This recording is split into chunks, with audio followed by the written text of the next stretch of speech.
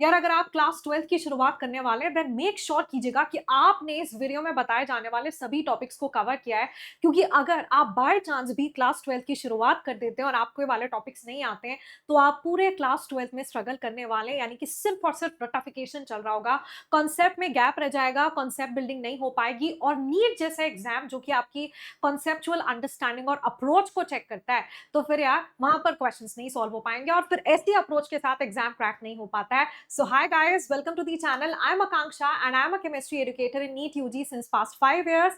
आज के इस वीडियो में मैं वो सभी के सभी टॉपिक्स को वन बाय वन आपके साथ शेयर करने वाली हूँ, जो कि आइडियली हमें क्लास 12 स्टार्ट करने से पहले आने चाहिए। इन केस आप अभी भी क्लास 12 की तैयारी करना चाहते हो तो भी यार मैंने चैप्टर में से भी पर्टिकुलरली वो सब टॉपिक्स आपके लिए रख दिए कि ये वाले सब टॉपिक्स हमें कवर करनी है।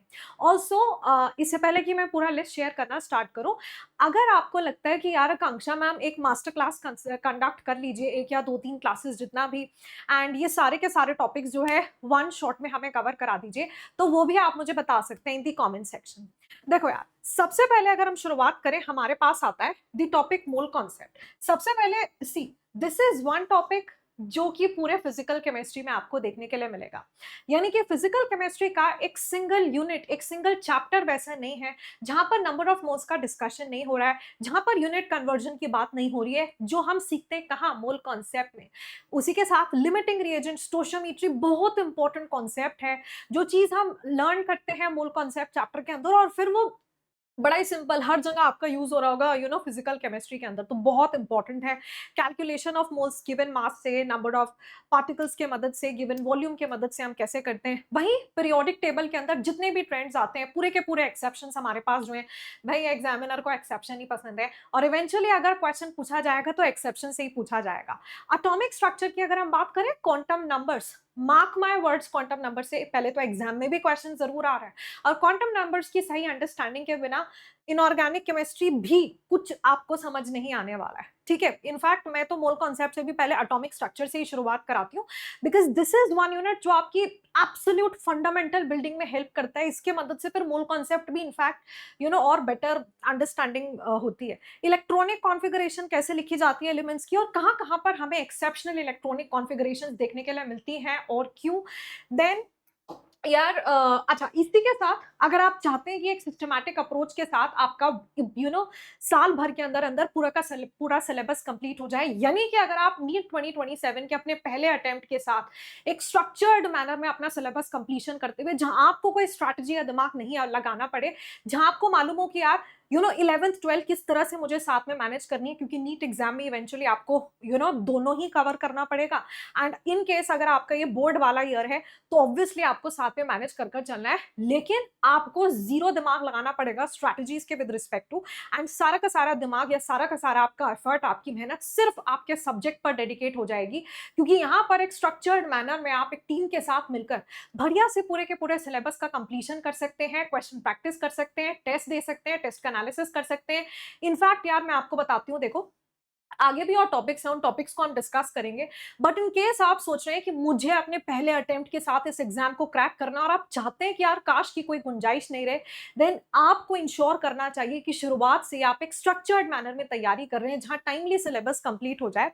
तो देखो बच्चों, मैं आपको बता दूं, वैसे तो हमारा जो नेक्सस बैच है ना, नेक्सस बैच आपके फेवरेट टीम के साथ, वैसे आपका ये बैच भी शुरू हो रहा है फ्रॉम 30th मार्च, यानी बैच अभी शुरू नहीं हुआ है, 30th मार्च से शुरू हो जाएगा। सारी links in the comment section है और आप कोड AK लाइव का इस्तेमाल कर इस बैच को ज्वाइन कर सकते हैं।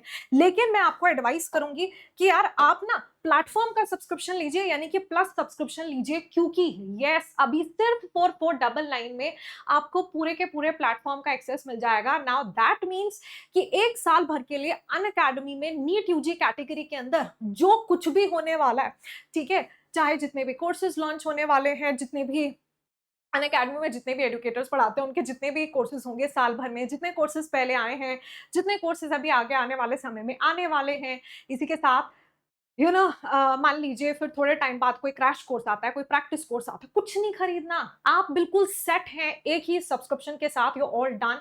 क्योंकि मान लो कल को अनअकैडमी की कोई ऑल इंडिया टेस्ट सीरीज भी रिलीज होती है, कोई नया स्टडी मटेरियल ऐप के ऊपर आता है, और जितने भी बैचेस हैं उन सभी बैचेस की टेस्ट सीरीज, मान लो आज ये वाला बैच है, कल 30 मार्च से ये बैच स्टार्ट हो रहा है, मान लीजिए मई मंथ में कोई नया बैच आता है, सितंबर में कोई नया आता है, उसके बाद नेक्स्ट ईयर जनवरी में कोई क्रैश कोर्स आता है, आपको कुछ नहीं खरीदना है, एक सब्सक्रिप्शन में you will be all done.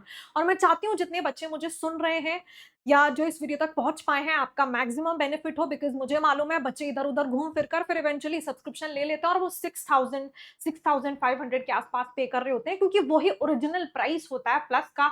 But अभी बहुत ही अच्छा मौका है आपके पास, जहां जस्ट फॉर ₹4499 आप इसको ग्रैब कर सकते हैं। लोएस्ट प्राइस है, बट आप प्लस सब्सक्रिप्शन का प्राइस इससे कम कभी ना गया है ना ही जाएगा। सो बहुत ही अच्छी अपॉर्चुनिटी आपके पास है। सभी links in the comment section है। कोड एके लाइफ का इस्तेमाल करेंगे तो आपको मेरी एक्सक्लूसिव मेंटोरशिप मिल जाती है, प्लस सारे स्टडी मटेरियल का एक्सेस भी। और ये सिर्फ 31 मार्च तक वैलिड है। अब देखो, आप जब नया ऐप इस्तेमाल करते हो तो समझने में टाइम लगता है, इंटरफेस को कहाँ डाउट पूछना है। जब आप कोड एके लाइफ का इस्तेमाल करोगे, आपको मेरे मेंटोरशिप ग्रुप में ऐड किया जाएगा, आपको मेरे स्टडी मटेरियल का एक्सेस मिलेगा।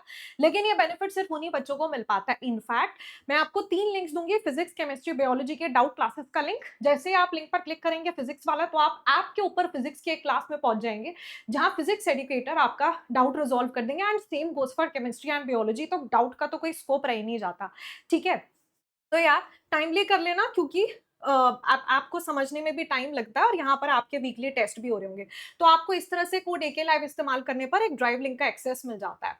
आगे बढ़ते हैं केमिकल बॉन्डिंग के साथ। अब देखो, अगर तो तुम बैच में आ रहे हो तो वहां पर ये मैं अपने तरीके से आपको 11th-12th बैलेंस करते हुए पूरा का पूरा सिलेबस आपका दिसंबर, हद से हद की हद ही हो जाए तो जनवरी फर्स्ट वीक तक हमारा पूरा सिलेबस कंप्लीट हो जाता है, ऑब्वियसली, जिसमें हम क्लास 11th क्लास 12th दोनों कंप्लीट कर लेते हैं टाइमली, है ना। और वो भी सही सीक्वेंस के साथ कि फंडामेंटल अंडरस्टैंडिंग कहाँ से होगी, फिर कौन सा चैप्टर किया जाना चाहिए। तो मैं ऐसे नहीं पढ़ाती हूँ कि पूरा वन गो में हमने क्लास 11th किया, फिर पूरा वन गो में हमने क्लास 12th किया। रादर हम एक स्ट्रक्चर्ड मैनर में आगे बढ़ते हैं और राइट कॉम्बिनेशन के साथ जो है अपना सिलेबस कंप्लीशन करते हैं। तो फिर हमारे पास आता है केमिकल बॉन्डिंग। केमिकल बॉन्डिंग के अंदर सबसे पहले है आपके पास हाइब्रिडाइजेशन, फिर वीएससी। हाइब्रिडाइजेशन से कभी पीछा नहीं छूटने वाला। इनफैक्ट वीएससीपीआर थ्योरी जो हमारी है उसमें भी without the understanding of hybridisation नहीं हो पाएगा, यानी कि एक पर्टिकुलर मॉलिक्यूल में कितने लोन पेयर हैं, कितने बॉन्ड पेयर हैं, कैसा शेप आपको मिलेगा, कहां पर कौन सा रिपल्शन ज्यादा होता है, lone pair lone pair lone pair bond pair bond pair bond pair, उसका क्या कॉन्सिक्वेंस होगा, बॉन्ड एंगल कैसे बदल जाएगा, ज्योमेट्री और शेप में क्या डिफरेंस होगा। और जितने भी मॉलिक्यूल्स पी ब्लॉक और केमिकल बॉन्डिंग के एनसीईआरटी में दिए, उसके बियॉन्ड आज तक एक सिंगल स्ट्रक्चर नहीं पूछा गया है। दैट मीन्स खूब सारे स्ट्रक्चर्स हैं वैसे एनसीईआरटी के अंदर, है ना, बस उनको हमें करना है और उसमें भी रटना नहीं पड़ता। अगर आपको बीएससीपीआर और हाइब्रिडाइजेशन की सही अंडरस्टैंडिंग है, you will be able to solve. Shapes of orbital, types of overlap, Fajans rule, dipole moment हर जगह आएगा। इनफैक्ट मैं आपको बताती हूँ कि आप फिजिकल केमिस्ट्री पढ़ रहे होंगे, आप ऑर्गेनिक केमिस्ट्री पढ़ रहे होंगे, तो भी डायपोल मोमेंट वहां आ जाएगा, अचानक से फजांस रूल वहां पर आ जाएगा। इसीलिए जीओसी पढ़ाने से पहले केमिकल बॉन्डिंग पढ़ाया जाता है। Some basic concepts of organic chemistry is the soul of organic chemistry. अगर आपकी ऑर्गेनिक केमिस्ट्री आज वीक है और अगर आपने सही सीक्वेंस फॉलो नहीं किया तो हमेशा वीक रह जाएगी, यानी कि ऑर्गेनिक केमिस्ट्री को चाहते हुए भी कभी भी क्लास 12th के साथ शुरू नहीं किया जा सकता है। ऑर्गेनिक केमिस्ट्री एक टफ सब्जेक्ट नहीं है, बल्कि सही अप्रोच अगर हो तो सबसे कम समय में रिवीजन हो सकता है उसको और सबसे ज्यादा इंटरेस्ट आपका डेवलप हो सकता है ऑर्गेनिक केमिस्ट्री में। बस आपको ये समझना पड़ेगा कि ऑर्गेनिक केमिस्ट्री में ना तो कोई रटाफिकेशन है, ना ही कोई ऐसा कुछ बहुत डिफिकल्ट है। बस ऑर्गेनिक केमिस्ट्री की अपनी एक दुनिया है और उस दुनिया की एक लैंग्वेज है। अगर आपको वो लैंग्वेज नहीं आती है तो आप फिर जो है ऑर्गेनिक केमिस्ट्री की दुनिया में एंटर नहीं कर सकते हैं ना, बाकी चैप्टर समझ नहीं आ पाएंगे। तो वो जो अंडरस्टैंडिंग ऑफ द लैंग्वेज है वो हमें 2 यूनिट से समझ आती है। नंबर 1 हमारा general organic chemistry and number 2 उस वो जनरल ऑर्गेनिक केमिस्ट्री है वैसे which is reaction mechanism, but मैं उसको 2 अलग अलग पार्ट्स में रखती हूँ क्योंकि बहुत कुछ है कवर करने के लिए। तो first GOC and then reaction mechanism, खास तौर पर जितने भी इलेक्ट्रॉनिक इफेक्ट्स हैं, एसिडिक बेसिक स्ट्रेंथ, तो मतलब the highest, I mean it is always on the top of the list. अगर हम क्वेश्चन की बात करते हैं कि कहाँ से क्वेश्चन आ सकता है, हर चैप्टर में एक सिंगल चैप्टर वैसा नहीं है जहां पर एसिडिक और बेसिक स्ट्रेंथ का जिक्र ना किया गया हो। इसी के साथ stability of intermediates, carbocation, carbon ion, free radical, फिर डिफरेंट टाइप्स ऑफ रिएक्शंस, उनके मैकेनिज्म्स और न्यूक्लियोफाइल, इलेक्ट्रोफाइल, है ना। तो कहाँ इलेक्ट्रोफाइल अटैक करेगा, कौन न्यूक्लियोफाइल की तरह, कौन इलेक्ट्रोफाइल की तरह बिहेव करेगा।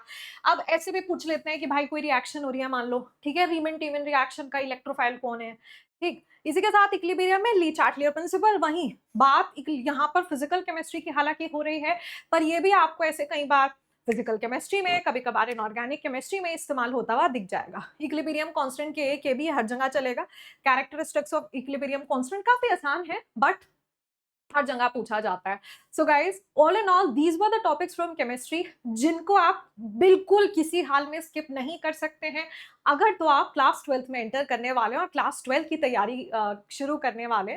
ऑल्सो जैसे मैंने कहा, ऐप पर तो आप हमारे साथ जुड़ ही सकते हैं और एक स्ट्रक्चर्ड मैनर में अपना सिलेबस कंप्लीशन कर सकते हैं। बट देन अगर आप चाहते हैं कि मैम एक या दो, आई थिंक 2 से 3 सेशंस में ये बहुत आसानी से छोटे-छोटे सेशंस के मदद से कंप्लीट किया जा सकता है। तो अगर आप चाहते हैं कि आकांक्षा मैम एक मास्टर क्लास कंडक्ट कर लें इन टॉपिक्स के लिए, तो वो भी मुझे बता दीजिएगा in the comments. That is all everyone, I will see you all again the next time. बाकी भी आपको लगता है कि मैम हमारी कुछ मदद कर सकती हैं विद रिस्पेक्ट टू हमारी प्रेपरेशन या फिर केमिस्ट्री की प्रेपरेशन, तो I will be more than happy to help you. तो जो भी हो आप मुझे कमेंट सेक्शन में बता सकते हो। See you all with the next video, good luck.